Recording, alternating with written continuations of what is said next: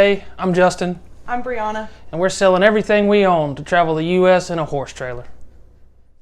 Hey y'all, so most of this is going to be a voiceover. I just figured it was the easiest way to do this part of the video.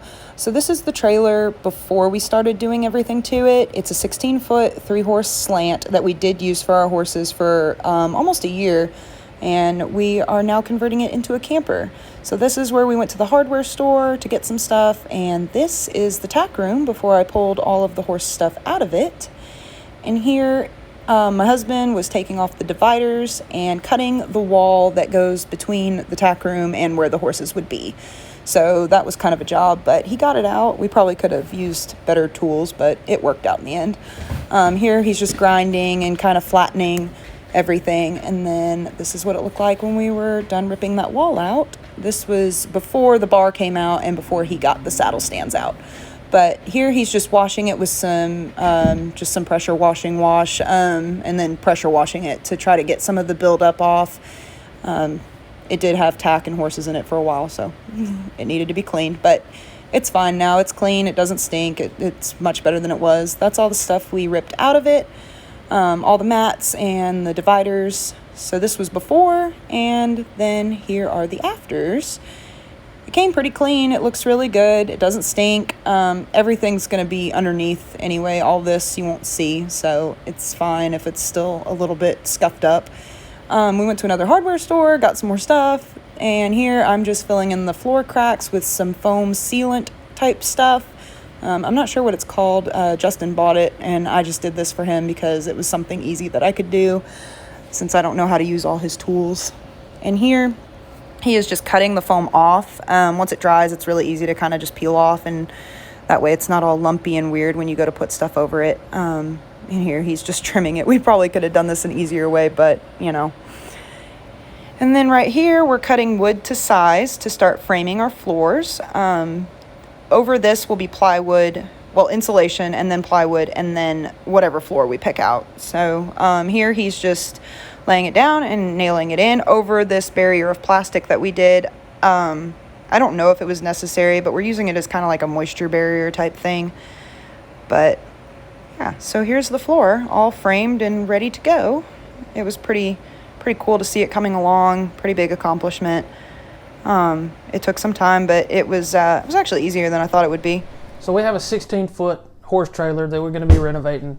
We paid $1,000 for it a couple of years ago. It's not in the best condition, but we're going to do this on a budget, and we're going to document it all so that you can see the process we're using to do it, and hopefully some of you out there can give us some help, some tips if you're doing this, or if you just have more knowledge than we do.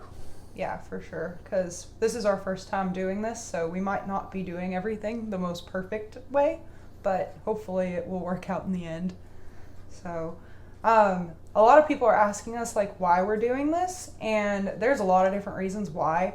One being that like housing is just so expensive, and so we bought a mobile home. Actually, the home we're in right now is ours. We bought it 2 years ago? Yep. So almost 2 years, I think almost 2 years ago.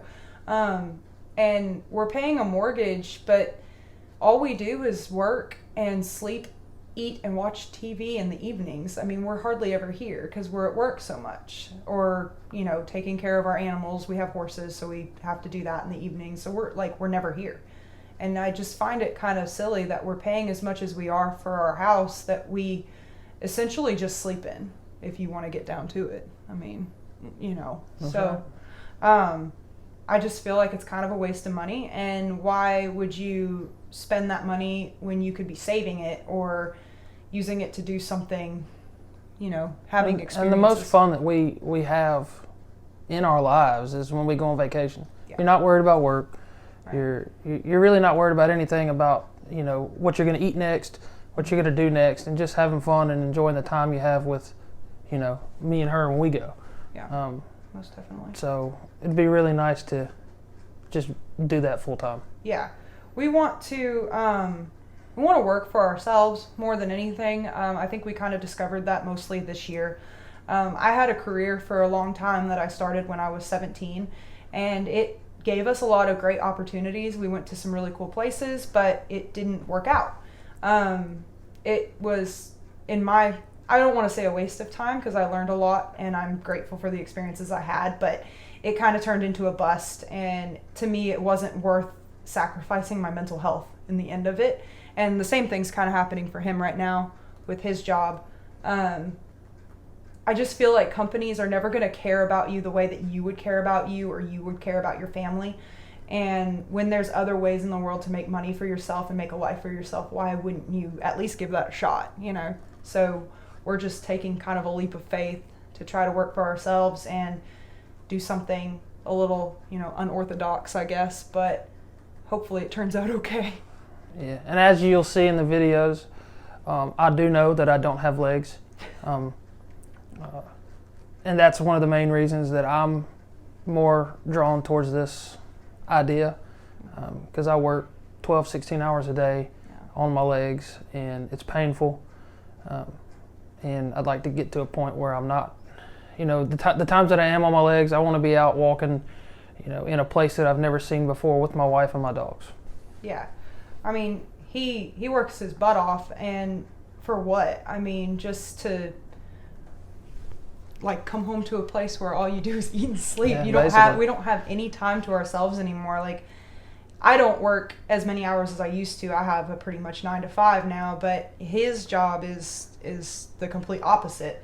So for a little while this year, we got on the same schedule, and that was great, but then his job changed, and now he's working crazy hours that I was working before, and it's not working out. Like, we're burnt out. Mm-hmm. So I feel like, what better time to try something different, you know, and see if it works for you. And I've talked to a lot of people, my grandma, just older folks, and they always tell me, you know, if I would have had the chance to travel more, I would have done it. I can't now. I'm too old. Yeah.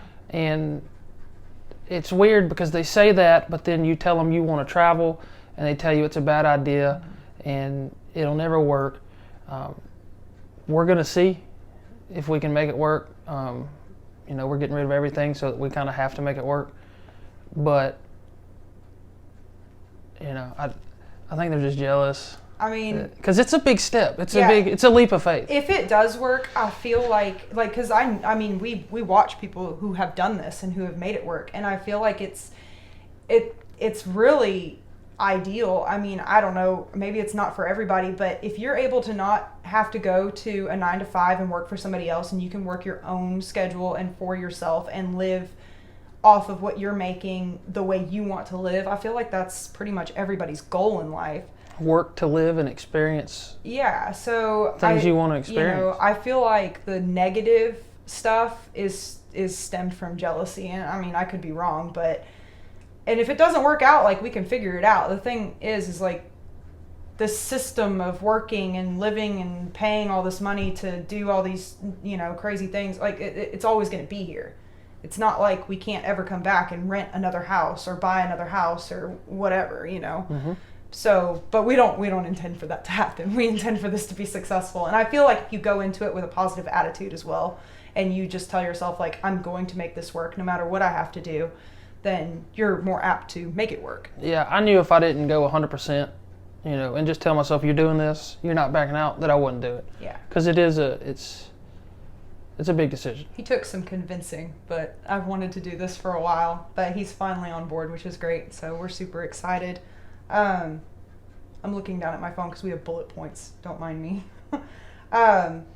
Something too is like, my family, they move a lot, my mom and my dad, and right now they're in Montana, and I only get to see them like once a year because, you know, your job only gives you a certain amount of vacation time, and so I have to spend an entire day flying because it's too far we live in Alabama, so it's way too far to drive.